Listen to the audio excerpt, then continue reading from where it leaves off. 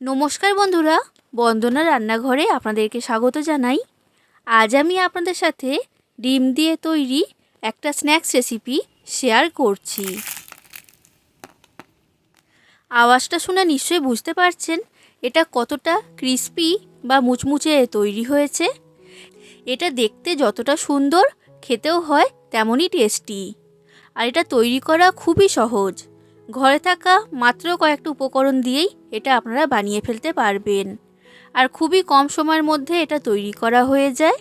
যাকেই বানিয়ে খাওয়াবেন প্রত্যেকেই আপনার প্রশংসায় পঞ্চমুখ হবে, আর সকলেই কিন্তু আপনার কাছে রেসিপিটা জানতে চাইবে। তাই বন্ধুরা, আপনারা পুরো রেসিপিটা দেখুন। আশা করছি আপনাদের সকলের খুবই ভালো লাগবে। আর রেসিপিটা ভালো লাগলে লাইক, শেয়ার, কমেন্ট করে দেবেন। আর আমার চ্যানেলটা যদি সাবস্ক্রাইব না করে থাকেন তাহলে অবশ্যই সাবস্ক্রাইব করে দেবেন। এই রেসিপিটা তৈরি করার জন্য আমি এখানে একটা বাটি নিয়েছি।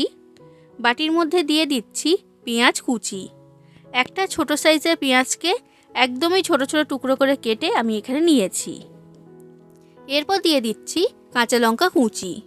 এখানে দুটো কাঁচা লঙ্কা নিয়েছি, আর কাঁচা লঙ্কাটাকেও একদমই ছোট সাইজের টুকরো করে কেটে এখানে দিয়েছি।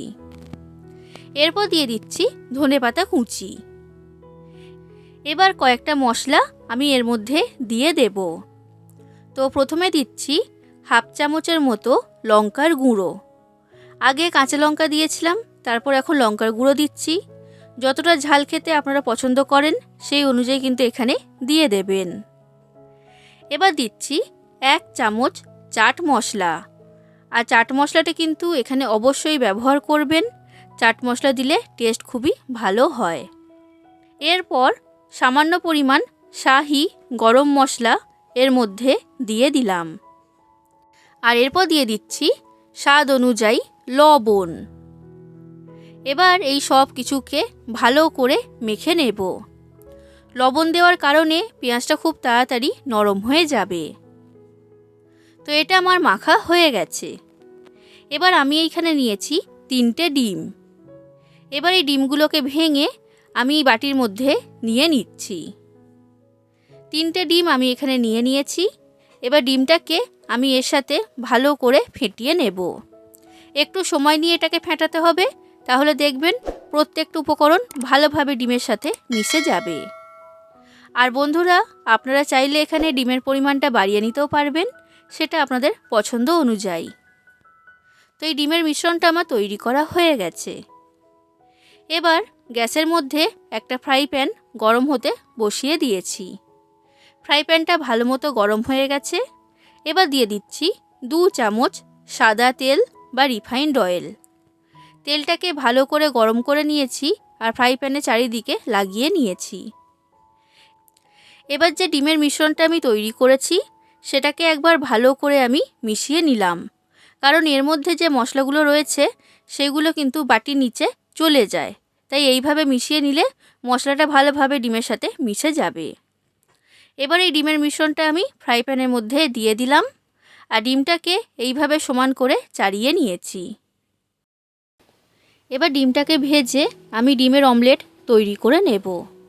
তো একটা দিক ভাজা হয়ে যাক, তারপর আমি ডিমটাকে উল্টিয়ে দেব।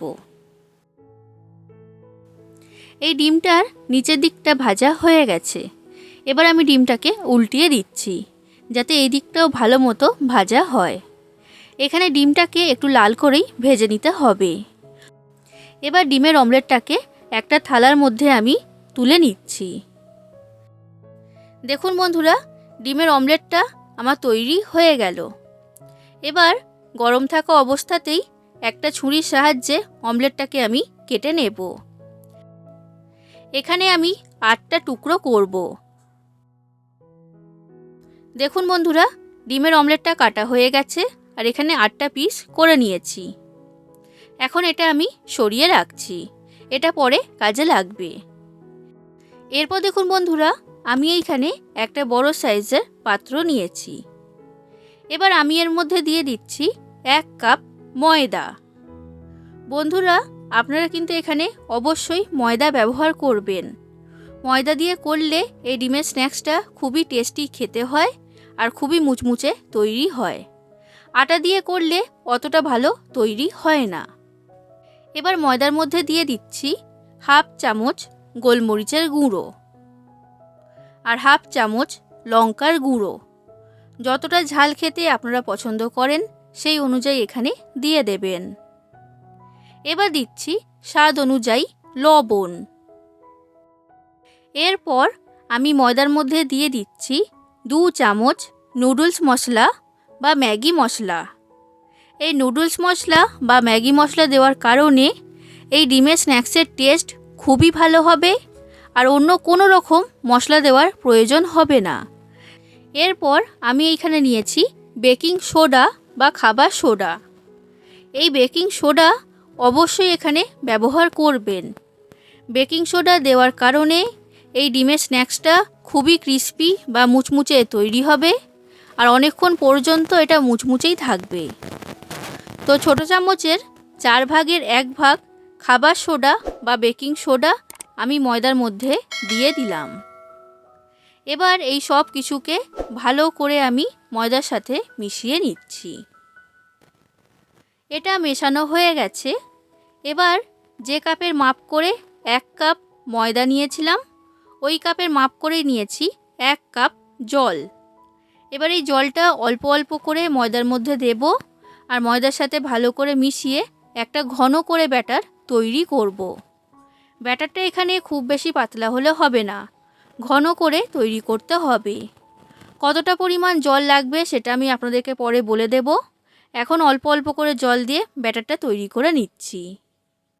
বন্ধুরা, আপনাদের যদি রেসিপিটা ভালো লাগে তাহলে অবশ্যই লাইক করে দেবেন, যতটা সম্ভব ততটা শেয়ার করে দেবেন, কমেন্ট করে জানাবেন কেমন লেগেছে রেসিপিটা। আর আমার চ্যানেলটা যদি এখনও পর্যন্ত সাবস্ক্রাইব না করে থাকেন তাহলে অবশ্যই আমার চ্যানেলটা সাবস্ক্রাইব করে দেবেন। এই ব্যাটারটা আমি তৈরি করে নিয়েছি আর ঘন করে ব্যাটারটাকে তৈরি করেছি। আর দেখতেই পাচ্ছেন ব্যাটারটা কিন্তু একদমই স্মুথ তৈরি হয়েছে, ময়দা কিন্তু একটুও ডেলা পাকিয়ে যায়নি। 1 কাপ জল আমি এখানে নিয়েছিলাম, তো পুরো জলটা আমার এখানে লাগেনি, অল্প একটু জল রয়ে গেছে। এখন এই ব্যাটারটাকে আমি ঢাকা দিয়ে রেস্টে রেখে দিচ্ছি 10 মিনিটের জন্য। তো 10 মিনিট হয়ে যাক, তারপর আমি আপনাদেরকে দেখাবো। এরপর আমি এইখানে একটা বড় সাইজের থালা নিয়েছি। এবার থালার মধ্যে দিয়ে দিচ্ছি 1 কাপ ময়দা। ময়দাটাকে এবার সমান করে থালার মধ্যে চাড়িয়ে নিচ্ছি। এইখানে একটা খুবই ইম্পর্টেন্ট টিপস আপনাদেরকে বলে দিচ্ছি, সেটা হচ্ছে ময়দার মধ্যে কিন্তু কোনো রকম মশলা, লবণ কিছুই ব্যবহার করবেন না। এখানে শুধুমাত্র ময়দাটাই লাগবে। কোনো রকম মশলা বা লবণ ব্যবহার করলে এই ডিমের স্ন্যাক্সটা ঠিকমতো মুচমুচে বা ক্রিস্পি তৈরি হবে না। এবার দেখুন বন্ধুরা, আমি যে ডিমের অমলেটগুলো কেটে রেখে দিয়েছিলাম সেটা নিয়ে নিয়েছি। আর এরপর 10 মিনিট হয়ে গেছে, তো যে ময়দার ব্যাটারটা তৈরি করেছিলাম সেটাও আমি এখানে নিয়েছি। এবার ব্যাটারটাকে একবার ভালো করে মিশিয়ে নিচ্ছি। তো ব্যাটারটাকে ভালো করে মিশিয়ে নিয়েছি, ব্যাটারটা এখন তৈরি। এবার একটা ডিমের অমলেট নিয়ে এটাকে ময়দার ব্যাটারের মধ্যে দিয়ে দিলাম। এবার এই ব্যাটারটা এই অমলেটের গায়ে ভালো করে লাগিয়ে নিতে হবে, কোনো দিকে ফাঁকা থাকলে কিন্তু হবে না। তো ব্যাটারটা ভালো করে লাগিয়ে নিয়েছি। এবার এই ব্যাটারের মধ্যে থেকে তুলে এই ডিমের অমলেটটাকে আমি শুকনো ময়দার মধ্যে দিয়ে দিচ্ছি। এবার এই ময়দাটা এই ডিমের অমলেটের গায়ে লাগিয়ে নিচ্ছি। এবার হালকা হাতে চাপ দিলেই এই ময়দাটা খুব ভালোভাবে এই ডিমের অমলেটের গায়ে লেগে যাবে আর সুন্দর একটা ডিজাইন তৈরি হবে। এবার ডিমটাকে এইভাবে তুলে হালকা হাতে নাড়লেই এর গায়ে একটা ডিজাইন তৈরি হচ্ছে। দেখুন বন্ধুরা, এটা আমার তৈরি হয়ে গেল আর দেখতেও কিন্তু খুবই সুন্দর লাগছে। আমি আপনাদেরকে আরও একটা তৈরি করে দেখাচ্ছি যাতে আপনাদের বুঝতে সুবিধা হয়। আর বন্ধুরা, এই রেসিপিটার আমি নাম দিয়েছি ক্রিস্পি এগ ফ্রাই। এই ক্রিস্পি এগ ফ্রাই দুর্দান্ত স্বাদের খেতে হয়, না বানিয়ে খেলে কিন্তু আপনারা বুঝতেই পারবেন না। তাই আপনারা বাড়িতে অবশ্যই একবার ট্রাই করবেন। তো দেখুন বন্ধুরা, ঠিক একই রকমভাবে এটাকেও আমি তৈরি করে নিয়েছি। এবার এগ ফ্রাইগুলো ভাজার জন্য গ্যাসের মধ্যে কড়া গরম হতে বসিয়ে দিয়েছিলাম। কড়ার মধ্যে দিয়ে দিচ্ছি সাদা তেল বা রিফাইন্ড অয়েল। তেলটাকে ভালো করে গরম করে নিয়েছি। আর তেলটা কিন্তু খুব ভালো করে গরম করতে হবে, এটা আপনারা খেয়াল রাখবেন। এবার গরম তেলের মধ্যে একটা একটা করে এগ ফ্রাই দিয়ে দিচ্ছি। তো আমি এইখানে 2টো এগ ফ্রাই দিয়েছি। এবার গ্যাসের ফ্লেমটা লো থেকে মিডিয়াম ফ্লেমে রেখে এইগুলোকে ভেজে নেব। হাই ফ্লেমে রেখে ভাজলে বাইরে থেকে রং চলে আসবে, ভেতরে কাঁচা থাকবে। তাই লো থেকে মিডিয়াম ফ্লেমে রেখে ভাজতে হবে, তাহলে দেখবেন এটা খুবই মুচমুচে তৈরি হবে। আর দেখুন বন্ধুরা, এই ডিমের গায়ে ডিজাইনটা কতটা সুন্দর তৈরি হয়েছে। এইভাবে উল্টে পাল্টে দুটো সাইড ভালো করে আমি ভেজে নেব। এইগুলো আমার ভাজা হয়ে গেছে, এর থেকে বেশি লাল করব না। এখন এটা খুবই মুচমুচে তৈরি হয়েছে। এবার তেলের মধ্যে থেকে এগুলোকে আমি তুলে নিচ্ছি। তৈরি হয়ে গেল ক্রিস্পি এগ ফ্রাই। এটা এখন পরিবেশন করার জন্য সম্পূর্ণ তৈরি। ঠিক একই রকমভাবে আমি আপনাদেরকে আরও কয়েকটা ভেজে দেখাচ্ছি। তাহলে বন্ধুরা দেখে নিলেন তো, ঘরে থাকা কয়েকটা উপকরণ দিয়ে ডিমের এই দুর্দান্ত স্বাদের রেসিপিটা কিভাবে তৈরি করবেন। এভাবে আপনারা ক্রিস্পি এগ ফ্রাই বানাবেন, আর কেমন লেগেছে সেটা কমেন্ট করে আমাকে জানাবেন। আশা করছি আপনাদের সকলের খুবই ভালো লেগেছে। আজ আসি বন্ধুরা, আবার দেখা হবে অন্য কোনো দিন অন্য কোনো রেসিপির সাথে। ধন্যবাদ।